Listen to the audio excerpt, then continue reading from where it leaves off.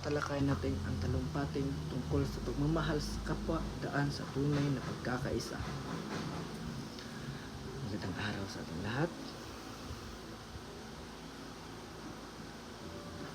Sa bawat tibok ng ating puso, likas sa ating mga Pilipino ang malasakit at pagmamahal sa ating kapwa.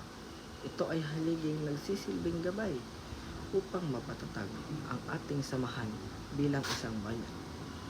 Ngunit sa harap ng iba't ibang hamon, kiliranin, kahirapan, kalamidad at hindi pagkakaunawaan, minsan ay nakakalimutan natin ang pinakamahalaga, ang pagkakaisa. Ano ba ang pagmamahal sa kapwa? Ito ay hindi lamang pagbibigay ng tulong sa oras ng pangangailangan, kundi ang pagkilala na ang bawat isa ay may dignidad at karapatang igalang. Ang simpleng pagbati, pag-unawa at pagdamay ay nagiging binhi ng pagkakaibigan at pagtutulungan.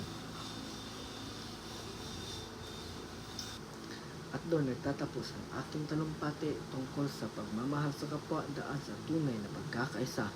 Ako nga pala ulit si Abiata Mavana Jr. at doon nagtatapos ang aking talumpati. Maraming salamat hanggang sa muling pagkikita.